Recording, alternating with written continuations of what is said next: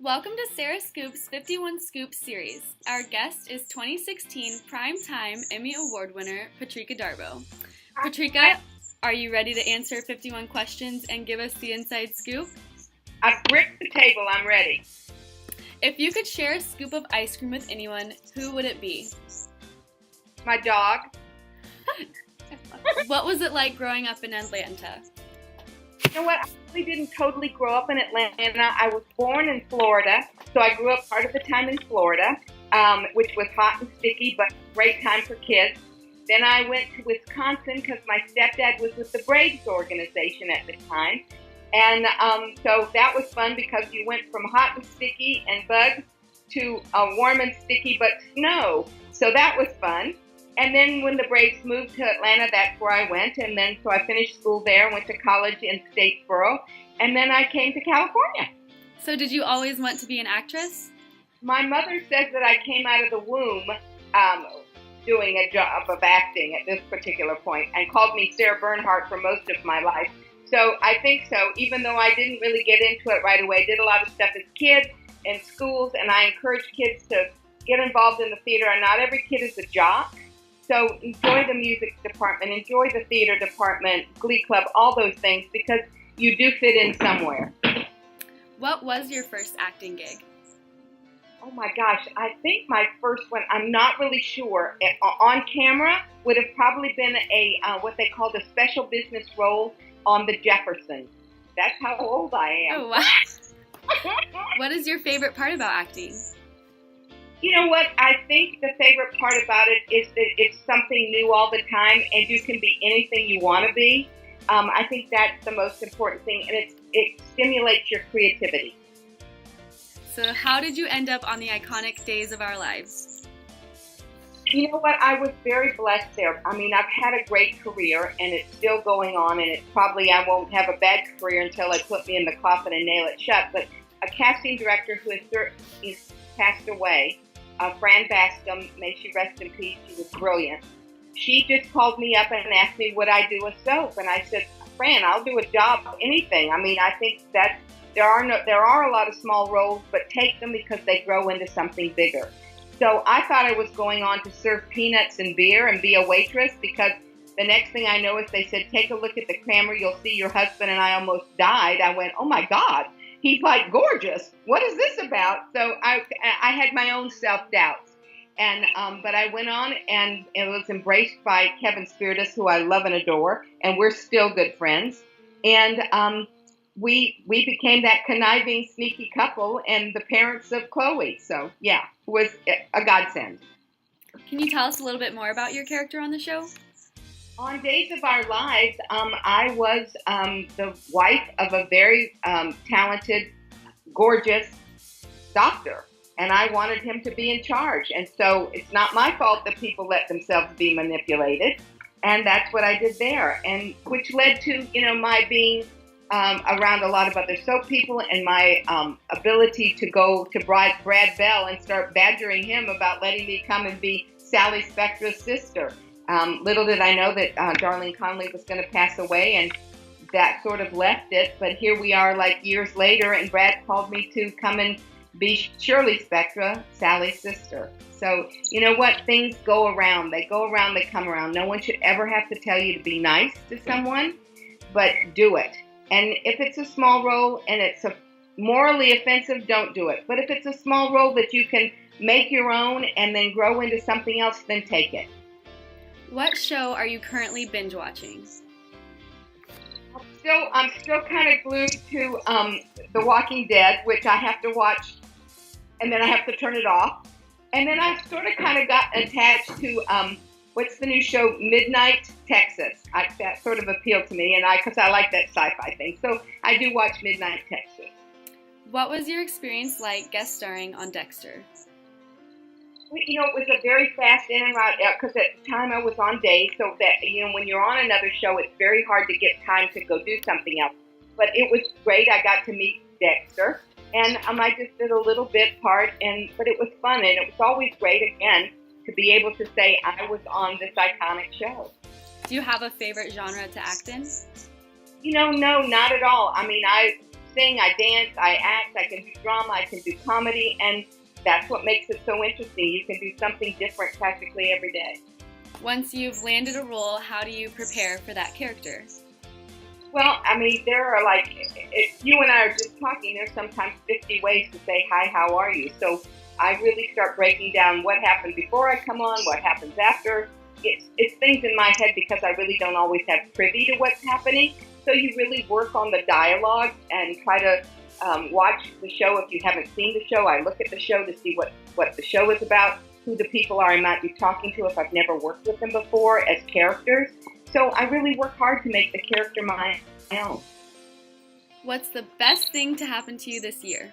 What happened to me was I was elected by my peers of the Television Academy to be the new governor of the peer group. So That's exciting. Lily Tomlin is the senior governor, and I'm the junior governor. Well, congratulations. And now we're coming back around, so the first part of the year I will become the senior governor because Lily's turned out. So they're having an election now, and I'm not sure who my new governor will be. What's a perfect Friday night look like for you? Taking off my bra, putting my shoes up, and relaxing with my husband and my dog. What's your most embarrassing moment in your acting career? On the stage in Edinburgh, we were performing Daddy's Dying, Who's Got the Will. I just was having jet lag, and I was suddenly looking at my co-star going, why is he talking to me, and is it my turn to talk? I totally blanked out. It was really kind of embarrassing, but graciously enough, he covered my butt, so we went on and did stuff, but it was very frightening and embarrassing at the same time because I suddenly just didn't know who I was or where I was, so that was probably the most one. What's your biggest fear? Fire. Who is your favorite co-star you've ever worked with? Oh, gosh, that's very hard because I've been very privileged to work with so many wonderful people. I don't know, Sandra Bullock, John Malkovich, Beau Bridges. Those are some named people that I've gotten to work with, not to mention the great cast I'm working with now, Courtney Hope.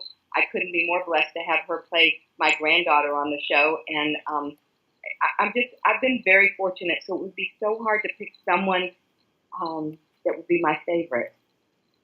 So I would say Kevin Spiritus on Days of Our Lives was very gracious to me too. We are still good friends to this day. So it's very hard because I tend to become friends with my co-stars. What was it like winning your award for Soap Opera Digest? Oh, gee, I had no idea that was going to happen, and that came from the fans.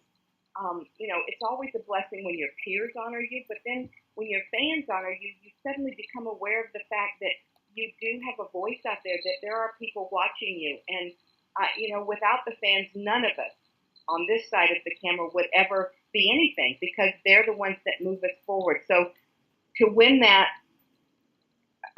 my heart just filled up, and my husband hugged me. And I don't think that I even realized that this was going to happen, and it was just such an honor. What's been your favorite show you've guest starred in? Oh, my gosh. I'm not even sure about if I can answer that one or not. Because I've been so fortunate to have a great career that I've done so many things. I got to do 2 Seinfelds. To work with Jerry Seinfeld and that great group of people was amazing. So, again, to go in there. And Mark Cherry, I got to do Desperate Housewives twice. I got to do Devious Maid. So I've really worked with some wonderful people. So again, it's hard to pick. Who's your spirit animal? Who's my spirit animal? I am not even sure about that, but because of my love for dogs and animals, I would have to say it has to be a dog. Can you tell us a little bit about Bold and the Beautiful? Oh, well, again, I badgered poor Brad Bell to bring me on as the sister, just thinking it was fun to work with Darlene Conley. And then we did lose Darlene Conley, so I kind of thought that wasn't going to happen. And then just last year, Brad kind of called and said, would Patrika be available? And, of course, my agent asked me, and I was like, oh, would I be available? Absolutely. And the whole storyline is that Sally is still alive, and she's on an island with her boy toys having cocktails. And so to be able to come on and restart that family, it's just been a blessing. It's so interesting. The Brad Bell, his show is very family oriented. That they do vacations so that people can go be with their families when kids are out of school. The studio's dark so that everybody can go vacation together. It's just terrific, and I mean I can't thank them enough. What was it like to play Shirley Spectras? Well, she's fun. She's like a devil incarnate. She's definitely a Spectra. She has her warm and cuddly moments, and then she has her get out of my way, I'm going to step on you moments. So it's kind of great because they write such great stuff for me. I can be vicious one minute and sweet the next minute and ditzy another moment. So it's great. What was it like winning an Emmy Award? I think I went brain dead. It was kind of like suddenly time stopped. Oh my God. I kissed my husband. I looked around and saw the producer and my friend who's publicist, Anthony, and everything moved like this. So it just was so surreal. And then I remember getting up and walking to the steps and going, there's no hand railing. There's no hand railing. What if I fall? Oh my goodness. And then Ryan Seacrest helped me up on the stage. And then I looked out into the audience and the flashes were going off and I had an Emmy in my hand. And I wish that for everybody. I wish that for everybody. Awesome. What's been the best role you've ever had?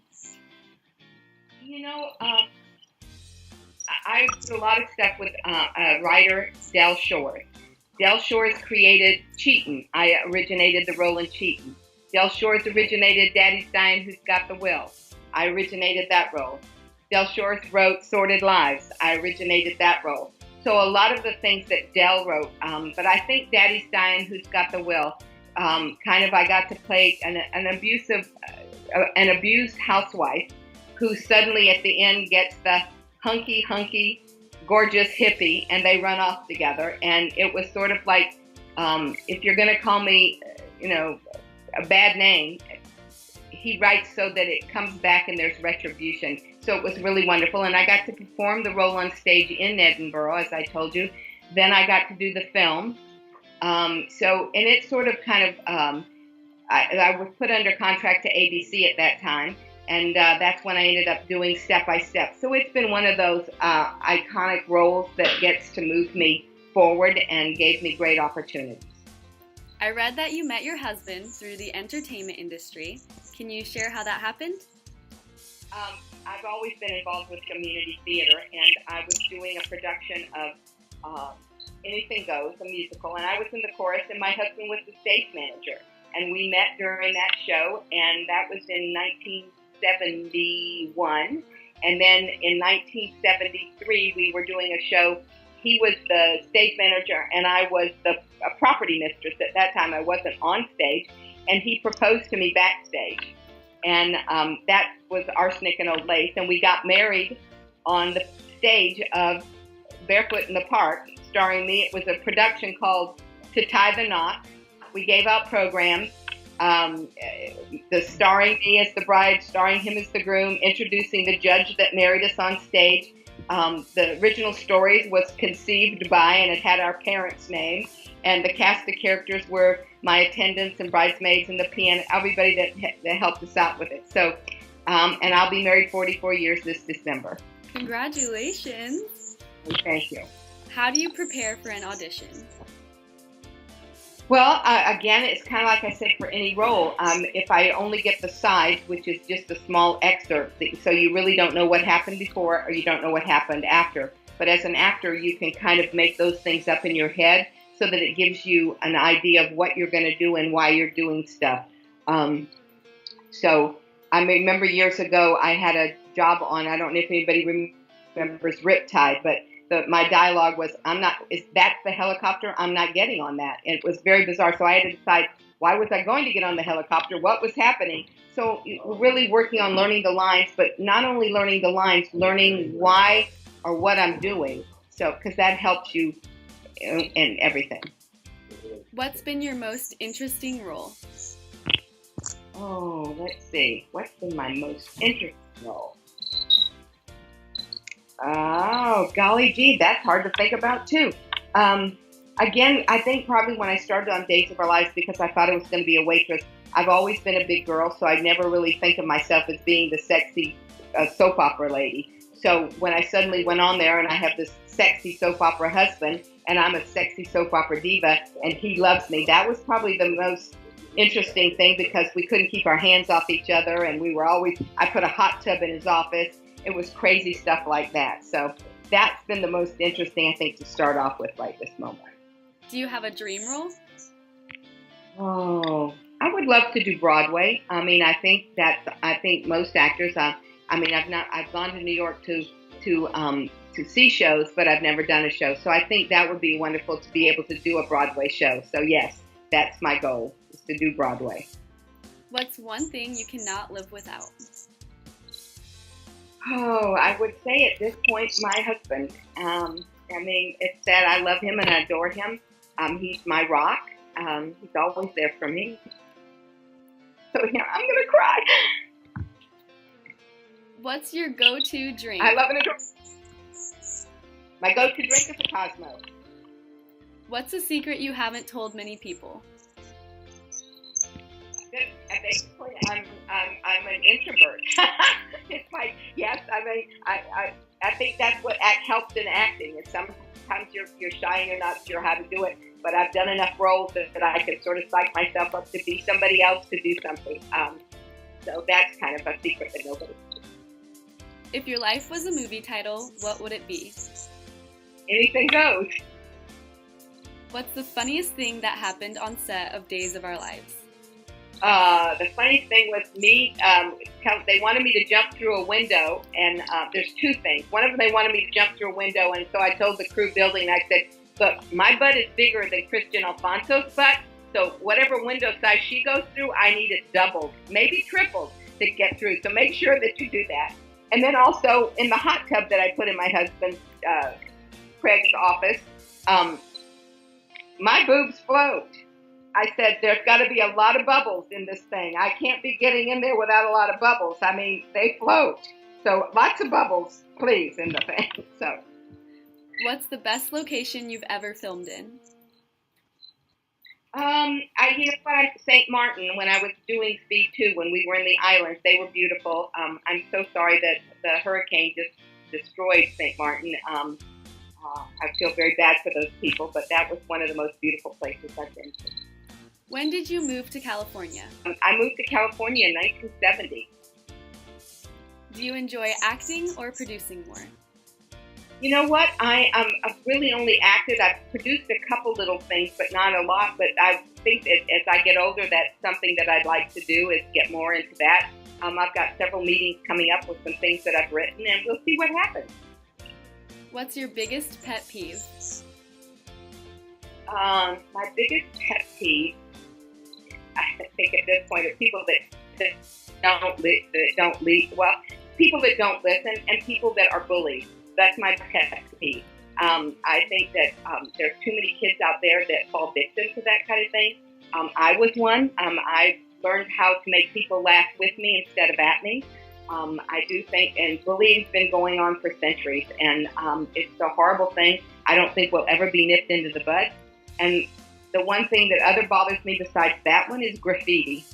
Stop writing on the walls. Stop destroying the scenery. Get rid of it. Who is your celebrity crush? Oh, golly gee. Let's see. I just got through working with Pierce Brosnan. That was one of them. And then I got to work with Sam Elliott. So those kind of things at this point, I would say Hugh Jackman. Now, Hugh Jackman, I'm ready to work with Hugh Jackman. That's my crush. Again, Kevin Spirtus understudied him on Broadway. He said, you're never going to meet a nicer man. So he's always been kind of my crush, I think. What's your current obsession? My current obsession? I don't know if I have a current obsession. my current obsession would be to try to get something produced at this point. I'm trying to work on something that I've written myself, and hopefully it'll get done. So that's my thing I'm pushing for right this moment. How often do you have to improv on set? Really, they don't like us to really improv. They give you what's going on. They give you the dialogue, and they'd like you to memorize the dialogue. They're not bad if you have the same intention. You just reverse the tenses and stuff like that. But sometimes there's keywords that you have to know, and you have to get there because they continue through the story. So they don't let you improv that much. Do you prefer shooting in front of a live audience? Oh, wow. Well, you know what? When you shoot in front of a live audience, it's always immediate gratification because what's that old thing? Applause, applause. That's what we're living for. Applause, applause. And you hear that laughter going on. But again, as I said earlier, I just love the medium of acting. So whether it's on or behind, sometimes when you're doing it in front of a live audience, it's A, B, C, D, E because you're shooting from the beginning to the end. A lot of times doing films, or if you're doing doing our show, you only do your scene, so you really don't put it in context. So, or if you're doing a film, you may shoot the love scene first before you ever get to the killing scene. Things are always out of what's going on. So, working in front of a live audience is immediate. Do it now. So that's always fun. What's a day in your life look like? Getting up, walking the dog, giving her pill, then playing with her a little bit, and then getting in the car and driving over the hill because I live in the San Fernando Valley to get to the studio, CBS studios at Fairfax. If you could star in a movie with anyone, who would it be? Hugh Jackman, I just said. So I do that. But there's so many wonderful people. I'd love to work with Meryl Streep and keep going on stuff like that. So. What's your favorite app? My favorite app at this point has been the business card app. So because I lose things, but I can take a picture of it. It's in my registry or my people thing, whatever you call that thing. So I'm sorry, not technically, but that's great because I lose stuff. Who inspires you the most? Oh golly. I really don't know. That's hard too. Who inspires me the most? I can't answer that. I'm not really sure who inspires me. I'm not sure who I think about to inspire me to do stuff. I think myself because I get up in the morning and I do stuff and I keep moving and I keep moving. So I inspire myself to do stuff. So I think that's important. What projects are you currently working on?